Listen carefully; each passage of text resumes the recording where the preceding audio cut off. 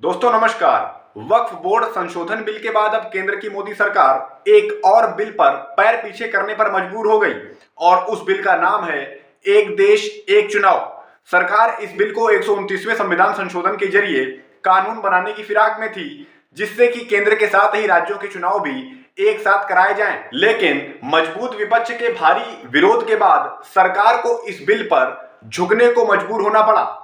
सपा मुखिया अखिलेश यादव से लेकर कांग्रेस नेता मनीष तिवारी, टीएमसी समेत कई विपक्षी दलों ने इस बिल के खिलाफ मोर्चा खोल दिया। इसी बीच सदन में बिल के लिए वोटिंग हुई।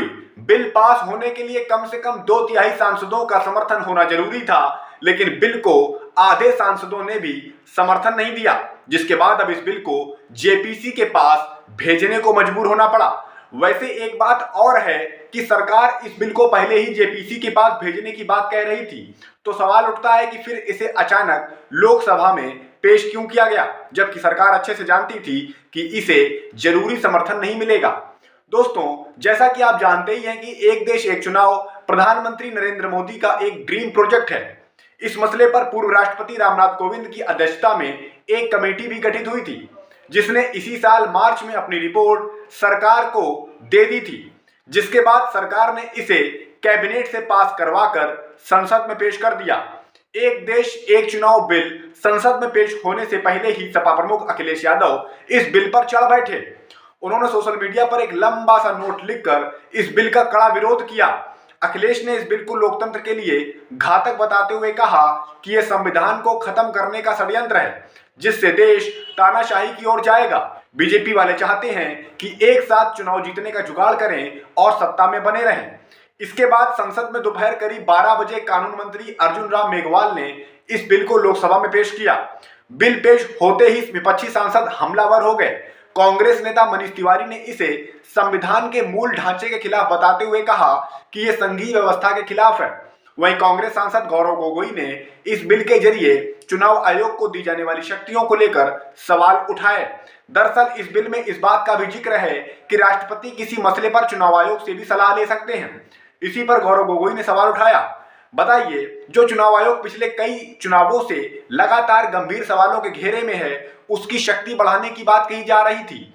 सपा सांसद धर्मेंद्र यादव ने साफ शब्दों में कहा कि जो लोग 8 राज्यों के चुनाव एक साथ नहीं करा सकते, वे बात कर रहे हैं एक देश एक चुनाव की।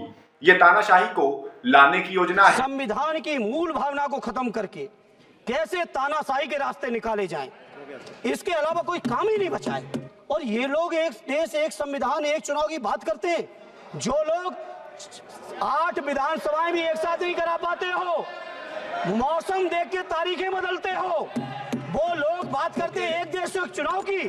इसलिए अध्यक्ष जी, मैं अपनी पार्टी की ओर से, अपने नेता आदरणीय अखिलेश यादव जी की ओर से इस बिल का पुरजोर विरोध करता हूं और आपके माध्यम से देश के जनमानस से कहना चाहता हूं, ये भारतीय जनता पार्टी के लोग तानाशाही लाने के नित नए रास्ते लाते हैं। अरे चर्चा कर लेना, अरे कुछ नहीं बचा है, कुछ नहीं बचा है आपके पास। चुनाव आयोग को जो यहाँ पे ताकत दी गई है कि चुनाव आयोग आज राष्ट्रपति को अपना एक निर्णय दे सकते हैं कि कब निर्वाचन हो सकता है। ये कभी भी इससे पहले चुनाव आयोग की ऐसी ताकत भारत के संविधान के निर्माताओं ने नहीं बनाया है।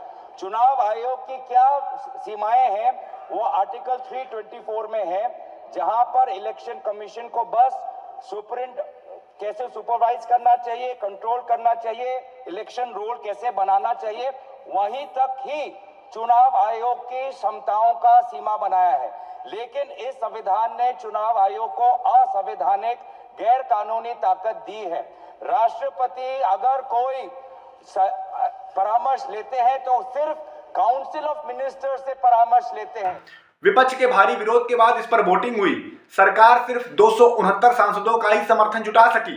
वैसे आपको जानना जरूरी है कि इस बिल को कानून बनाने के लिए सरकार को संविधान में 129वां संशोधन करना पड़ता और उसके लिए सरकार के पास सदन में 2/3 सांसदों का समर्थन होना जरूरी था, यानी करीब 327 सांसदों का समर्थन। यहां सरकार 272 सांसदों का समर्थन यानी बहुमत हासिल करने में ही नाकाम रही। हालांकि इस बिल के समर्थन में सरकार ने बहुत बातें कही। कानून मंत्री अर्जुन राम मेघवाल ने इस बिल की जरूरत पर बड़ी बड़ी बातें कही। उसी बीच गृह मंत्री अमित शाह ने कहा कि प्रधानमंत्री पहले ही कह चुके हैं कि इसे जेपीसी के पास भेजना चाहिए। कानून मंत्री ऐसा प्रस्ताव कर सकते हैं तो फिर सवाल यही उठता है कि जब सरकार को पता था कि ये बिल पास नहीं हो सकेगा तो इसे अचानक क्यों लाया गया? क्या ये इसलिए लाया गया ताकि देश का ध्यान अडानी, मणिपुर, संभल जैसे गंभीर मसलों से हट जाए? क्या ये इसलिए लाया गया कि विपक्ष का पूरा फोकस इसका विरोध करने पर चला जाए, जिससे कई सवालों से बचा जा सके? क्योंकि चर्चा इसी बात की हो रही है कि सरकार ने ध्यान हटाने के लिए इस बिल को अचानक लाया। हालांकि दूसरी ओर एक बात यह भी साफ है कि किसी बिल पर जब वोटिंग हो रही है तो सरकार को 272 सांसदों का समर्थन भी नहीं मिल रहा, यानी बहुमत भी नहीं। शायद लोकसभा चुनाव के बाद इसीलिए सांप्रदायिक और ध्रुवीकरण की राजनीति को धार दी जा रही है। नमस्कार।